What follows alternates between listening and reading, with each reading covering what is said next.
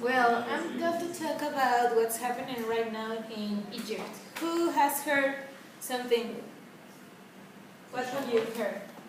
Well, the president was moved from his charge, Yeah. and there's been a lot of social, I don't know, angry Okay. about the political situation of the country. Okay. I'm going to show you in a little point what's happening right now. And I'm going to start for the basics. This guy, Hosni Mubarak, was the president of Egypt. In Egypt, the government is inherited. What does this mean? It's like, in Spanish we will say hereditario. So it's not like a monarchy, but they inherit the power. So he was the president, Mubarak. He ruled the country for almost 30 years, and the Egyptians started the protests demanding his resignation because the president was about to inherit the power to his son Jamal, and the people wasn't, they didn't want this family in the power any longer. So after the protest, he resigned and went into exile with his family. So he's gone. When he left the country, the US decides to intervene in this conflict and aid to Egypt to organize the first elections in the country's history.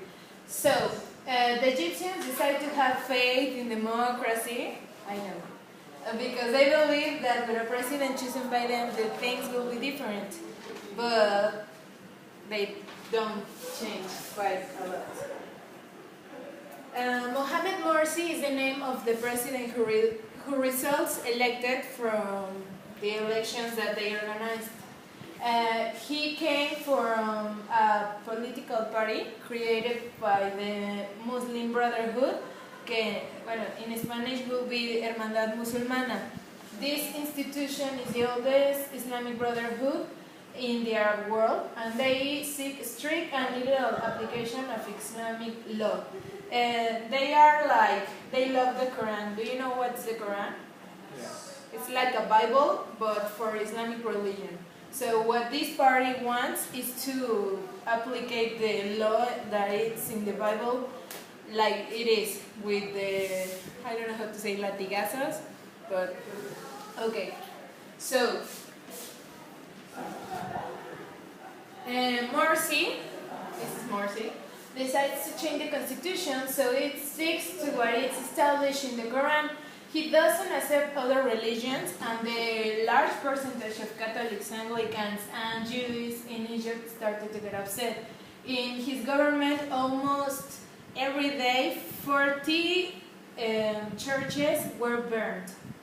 Like, he destroyed the other religions. There was an economic instability, and a few months after he took office, people restarted the protests, but now against this president. So they didn't like the other one, and they removed it. They put this one, they didn't like it, so now they wanted to remove it again. And what happens? Abdul Fattah al-Sisi, this is the guy, is the commander of the armed forces of Egypt, I mean the army, which are the largest in Africa. The largest army in Africa is from Egypt. He decides to support people protest and threatens Morsi. Finally, al-Sisi overthrows the president, that means in Spanish, lo derroca, of the presidency, and organizes new elections for September. So you have one president, now he's gone. You have another president, now he's gone. And who is taking charge actually of Egypt is the army. And what's happened next is the results. Obviously, the Muslim Brotherhood doesn't accept the fact that they're overthrown their candidate. So, who was supposedly elected democratically. So all Morsi supporters, looking to return the power to Morsi, begin a violent struggle against those who want a new ruler. So here is where the war starts. because they don't agree with a new president. But the ones who didn't agree with this president, well, Al-Sisi, the guy that I just showed you, uses his position of to oppress the protest of Morsi supporters by using the army. There are an average of 300 deaths per conflict between this group. People die every day in Egypt because Al-Sisi has like a war with the Muslim Brotherhood. So that's what's happening right now. But also, the USA attempts to intervene in the conflict, obviously for their own interests. But both sides, Al-Sisi and the Muslim Brotherhood, are against more foreign intervention, which causes it to become an international conflict really slowly. And that's it.